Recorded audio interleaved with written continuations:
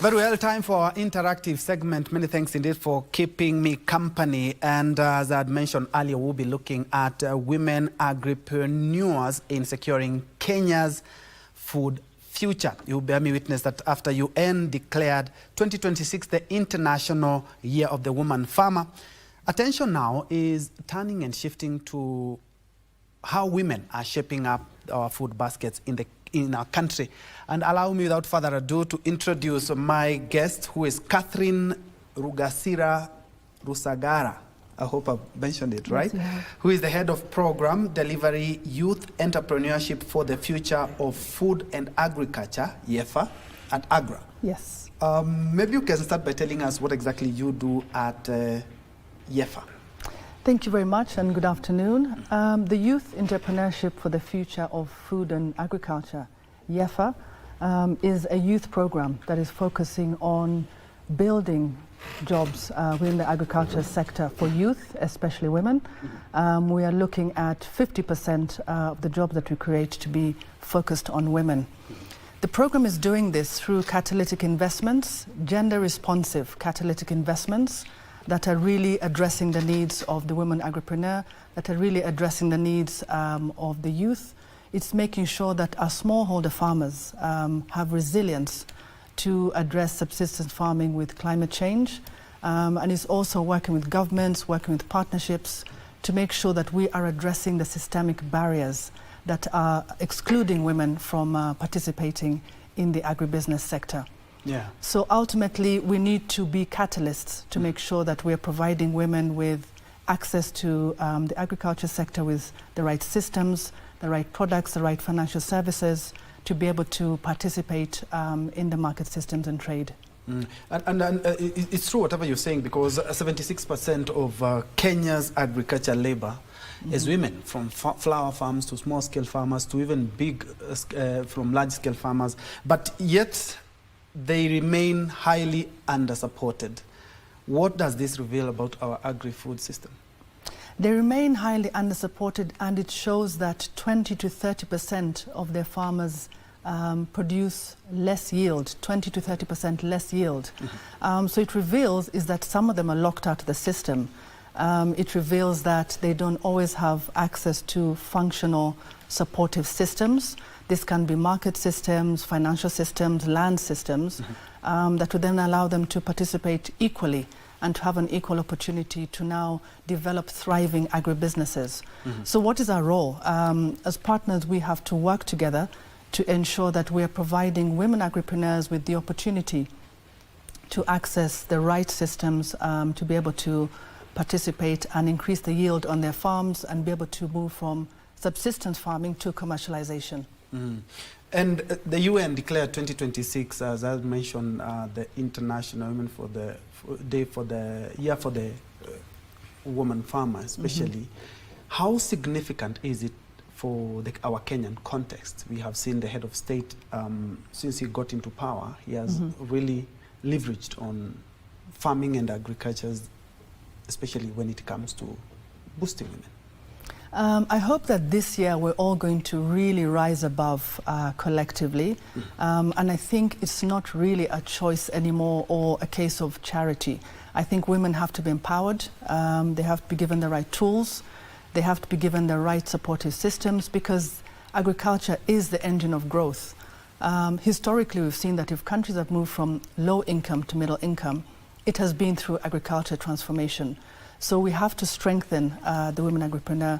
We have to empower the women agripreneur to make sure that we then impact the growth of food security, and we also impact the growth of the economy as well. So this year should be a year where we really come together collectively to impact the agri-women farmer by building catalytic investments that will allow the agripreneur to participate in an inclusive agri-food system. Yeah, and women-led agribusinesses, they do perform well, but unfortunately earn less as compared to their male counterparts. Why is this gap, and how can we be able to close that gap? The gender gap actually presents a 1 trillion opportunity.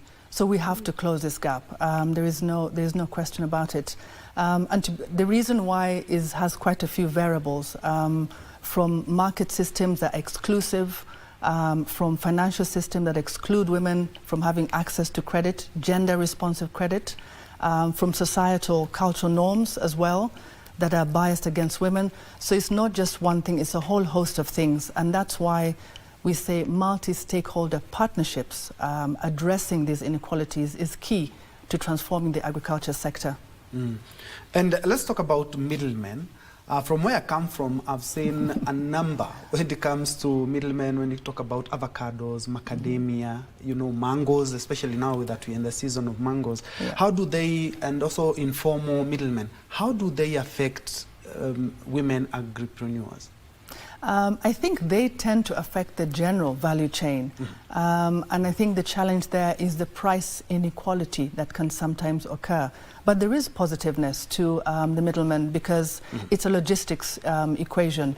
Very often the big buyers cannot get to the small farms, and therefore the aggregator or the broker plays a significant role. The question is, how is that role being played? And can we then structure the value chain to make sure that qualitative pricing and equal pricing is available to the woman agripreneur, and that they're not paid less than they should be as well.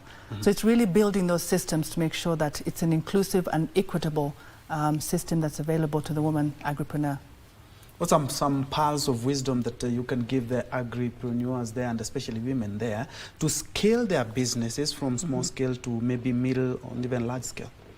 I think one of the things that we have seen working in YEFFA is to understand that agribusiness is a feasible, economically feasible business, but you must understand how to run the business. You know, you must be able to be financially literate, you must be able to understand how to do marketing, you must be able to increase your productivity and quality as well.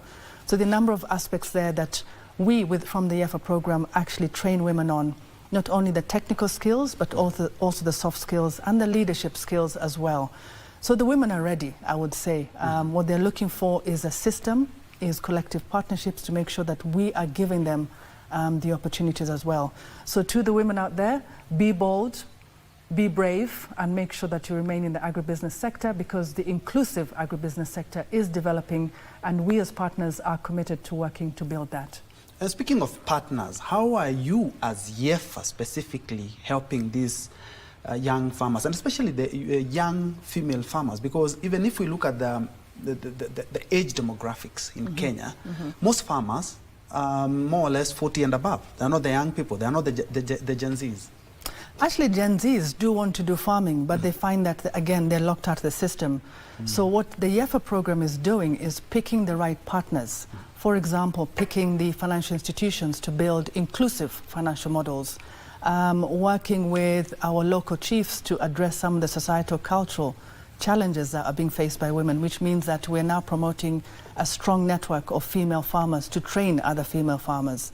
It also means that we're working with the private sector to allow women to be linked to different off-takers. So we work with partners as the YEFFA program to make sure that we're providing the access that women might not ordinarily have, and really making sure the system is accessible by women as well. And looking at the agriculture food chain, value chain, which offers the best opportunities for young farmers? It depends on the farmer aspiration. There isn't the one best, because there are opportunities across the entire value chain.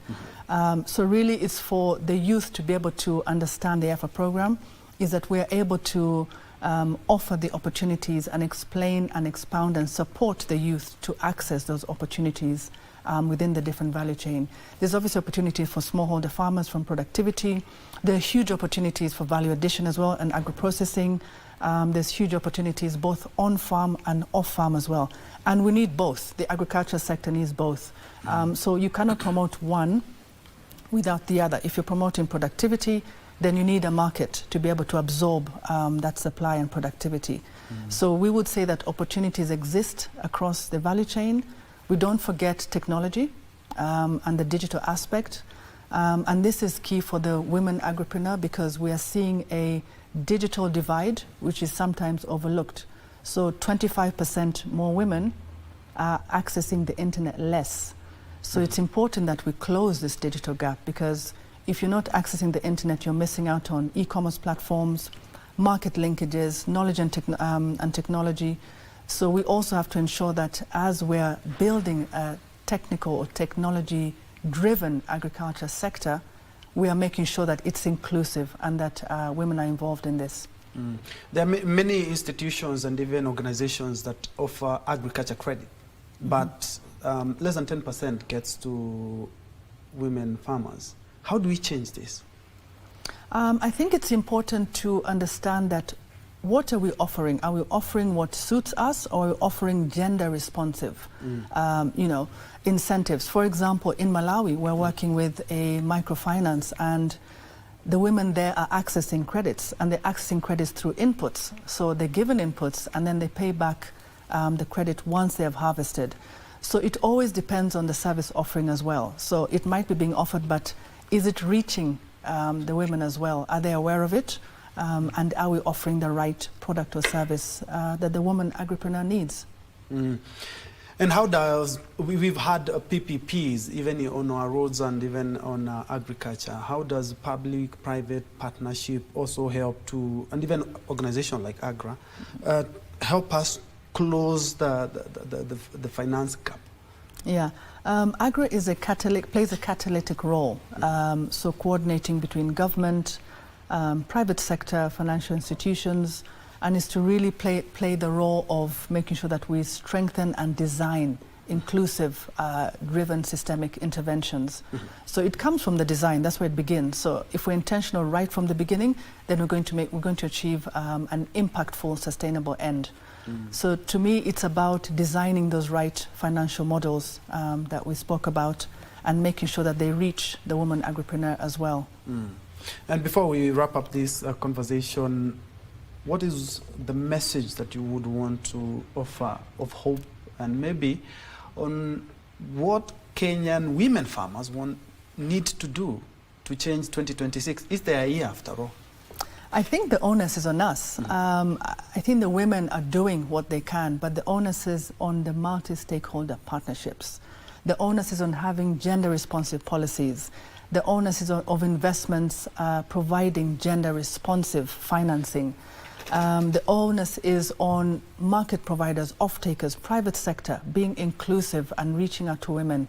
So the three have to work together if we're going to reform the agriculture sector, if we're going to have an inclusive agriculture sector that can drive economic growth. And for the young farmers who have been watching this conversation and would like to get in touch with you for the programs that you guys offer, how can they reach you? They can always reach us on our AGRA website. I think that is the most accessible by everybody and easily to find us. So you'll be able to access the AGRA on our AGRA website. And I encourage all the youth farmers we need you for the future. You are the future of agriculture. So please do continue farming, because it's through to you and up to you that we shall build a resilient agriculture inclusive sector. All right, I have been speaking to Catherine Rugasira Rusagara. Apologies. Apologies, I got confused there a bit. But she's the head of program delivery, youth entrepreneurship for the future of food and agriculture, YEFFA at AGRA. Been talking about women agripreneurship in securing Kenya's food future. And as you've heard, the opportunities, the strength, and 2026 is the year for you, especially you young agricultural farmers, especially the young ladies.